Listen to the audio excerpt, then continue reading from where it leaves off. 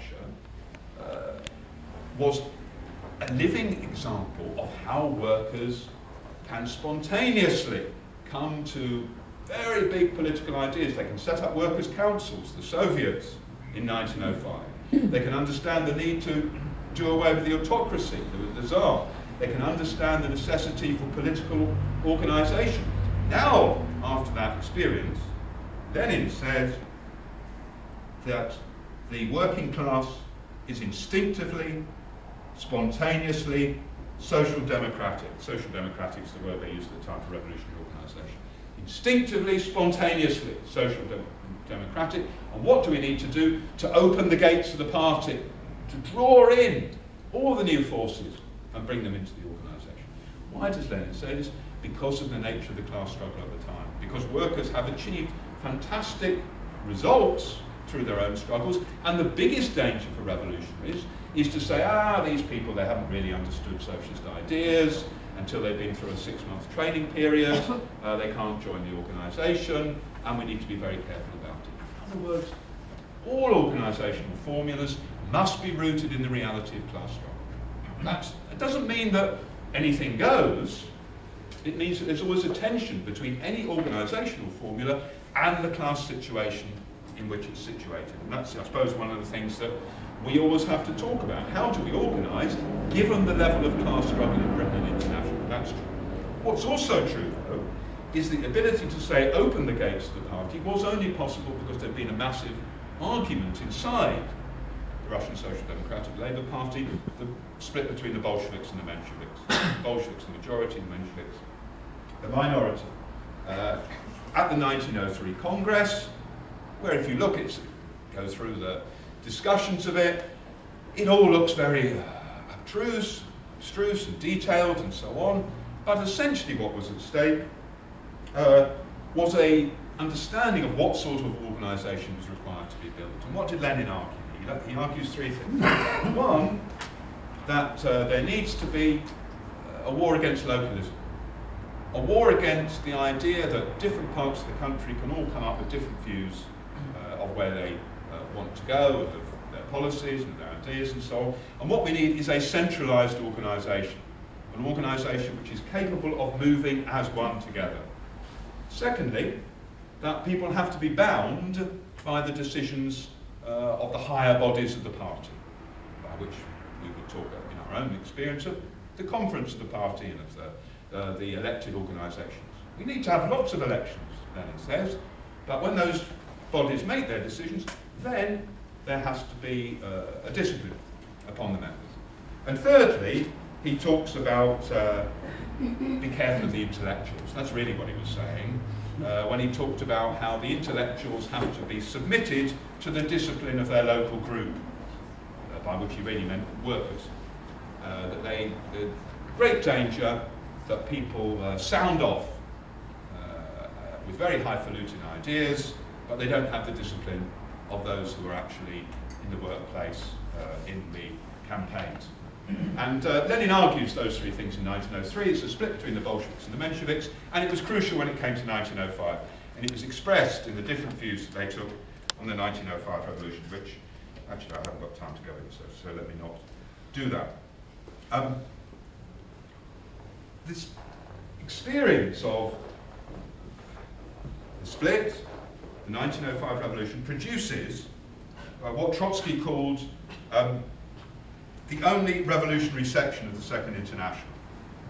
Trotsky was writing later, of course. You know what the Second International is, the international grouping of parties, the socialist parties across the world. Preeminently the German Social Democratic Party, the most immense, massive organisation. The only revolutionary section. Trotsky was probably wrong, there were others, but you know, the Tesniaka, the Bulgarians and so on. But we won't, what the point he was making was, this experience of Lenin and Bolsheviks produced the only one, apart from the Bulgarians, which didn't go along with the First World War. This is the crucial question.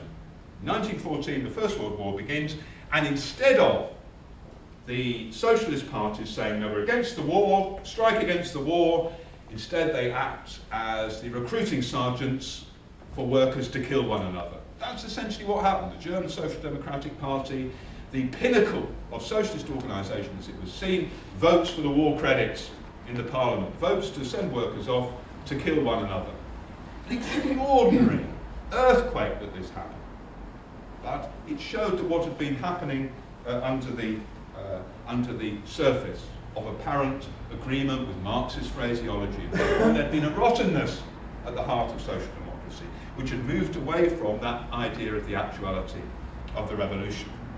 And the Bolsheviks and Lenin stood against that. And here again we see a very important requirement. I spoke about how there's always a tension between the need to be part of the mass movement and to be a revolutionary organisation. In 1914, the Bolsheviks had to be incredibly unpopular, very unpopular. Everybody was going along with the war. Everybody, you know, workers in the streets, it wasn't that workers were saying, no, we don't want to go and fight. Workers were saying, yes, let me sign up, I want to go. This is exciting, this is different. And after all, I believe in Britain, or I believe in France, or I believe in Germany, or whatever it was. Let's go and fight. The nationalism was extraordinary, the pressure was immense. Even a great revolutionary like Karl Liebknecht of the German Social Democrats, who was one of the preeminent anti-war people in the end, first time he abstained on the question of the war. The pressure was so massive, even on a fantastic class fighter like Liebknecht. The Bolsheviks had to be very, very unpopular. And the interesting thing is, they didn't waver. Not one section of the Bolsheviks came out and said we support the war. Not one section. They'd been schooled as a disciplined and revolutionary organisation by a broad understanding of Marxist politics, of imperialism, and they were all against the war.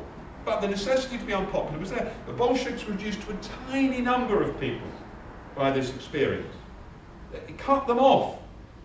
And Lenin argued, sometimes it's necessary to split, to be smaller, in order to achieve unity at a higher level at another phase. Quite an important understanding that. Sometimes it's necessary to be separate from what seems a general class movement in order at a later stage to be able to pull together a high level of unity. And this is what was achieved at a later period, of course, when the Bolsheviks were capable of leading the Russian Revolution. Now, in the revolution, we see the potential of an organisation to grow. The Bolsheviks, who were 23,000 in January of 1917, become 79,000 in April, and 200,000 in August. But Lenin continues to argue those things I spoke about, the reaction against Narodnism, the need for revolutionary organisation, and the need for the actuality of revolution. In other words, we don't support the government that was set up by the February Revolution, the government of Kerensky, the government that promised change but delivered so little, even after the removal of the Tsar. We don't support that government, and Lenin was able to reorientate the Bolshevik party to that understanding of not giving critical support to the Kerensky government. But we also, nor do we say that a small number of people can bring about the Russian Revolution. The Russian Revolution has to be based on winning the majority of workers in the Soviets towards the idea of all power to the Soviets. Until we've won that, the fact we have 200,000 members is not enough. It's not enough to start talking about this is a basis on which you can seize political power. No, you have to win over the majority of the working class in the Soviets towards an understanding of the need for all power to the Soviets. And you see that both of those elements, the whole experience of the Russian Revolution, this isn't an education on the Russian Revolution, but if you go through the experience of the July days when some sections of the movement wanted to seize power and the Bolsheviks had to hold them back, say no, we haven't won a majority yet, so too early to do that, or the experience in August of the Kornilov coup when one of the reactionary generals, Kornilov, attempts to crush the revolution in blood, and the Bolsheviks have to work alongside the more reactionary forces in a united front in order to deal with Kornilov and then turn against Kerensky.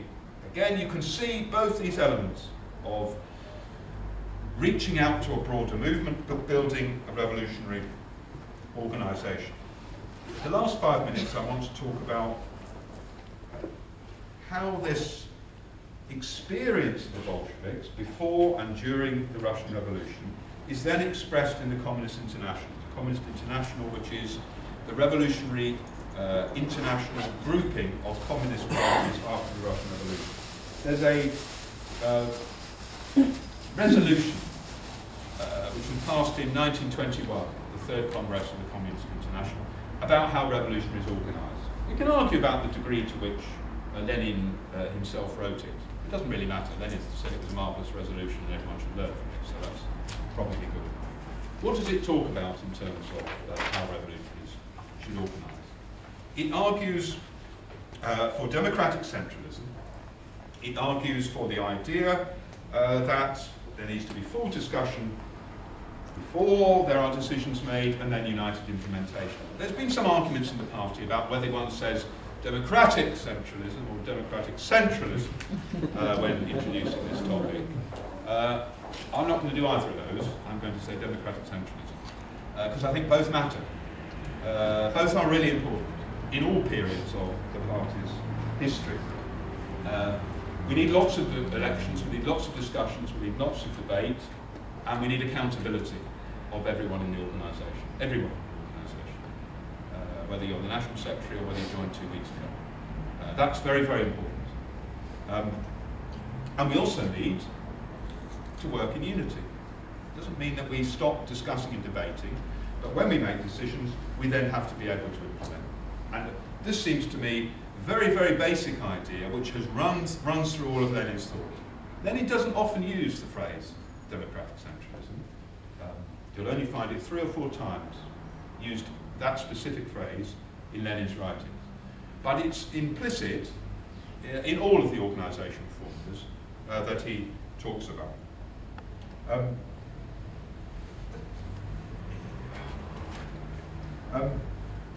And he talks about the need, and the resolution talks about, of the necessity for living ties between people, both inside the organisation and outside the organisation. That any organisational form has to think about how we bring together the different bits of our party, wherever they work, wherever they study, whatever the specifics of it are, and at the same time think about the linkages between our organisation and the broader class movement. And although there's not an absolute form of organisation which is useful for all times, there's more than one form of democratic centralism, there's more than one form in which this organisational form can be expressed, there are certain understandings that we need to follow through. And I'll finish with, if you like, a summary of what I think is important to discuss. What we're talking about is the dialectical synthesis between the independence of the advanced working class and the party that's built on it, who bring together the overall interest of the working class and the exploited and the ultimate aim of international socialist revolution. In other words, the understanding that the vanguard of the class, the party of the class, is not the same as the class as a whole. It's not the same as the class as a whole. We're not trying to organise the entirety of the working class with all its different understandings. We are seeking to bring together the most advanced sections of that class. That's one understanding. And the second is the need for the closest possible relationship with the mass of workers and the practical leadership in every struggle that takes place. So we need the party, and we also need to be the people who lead at work, who lead inside the trade unions, who lead inside the anti-fascist movement, who lead inside the bedroom tax campaign, and so on. We have to, that's the trick of revolutionary politics. Which of these to stress at any particular point? The party, the class, the need for independence, the need for practical leadership. This is the art of revolutionary leadership. To think about, that's what Leninism is really about. But Lenin got that right more often than he got it wrong. And crucially in 1917, October 1917, the revolution was a fusion of both of those elements, the independent element and also the linkages to the class. And if you look at Lenin's writings, at one point they will stress one more than the other and one the other end. but it's always both elements are present.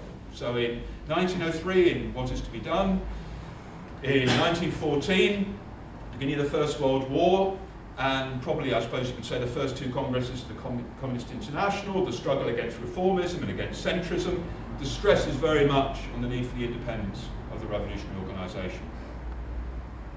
In 1905, the time of the revolution, and in the third and fourth congresses of the Third International, you will see the stress is much more on the need for a united front, the need for linkages with the struggle, the need to be part of the movement, and so on.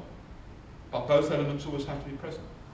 And I think, it's worth looking at Lenin in that context, not as a single template that can be drawn from one particular bit of his life and saying, this is what matters. I think that this set of ideas is incredibly important for our struggle today, and one that we have to continue to say is still relevant and is still the basis on which we can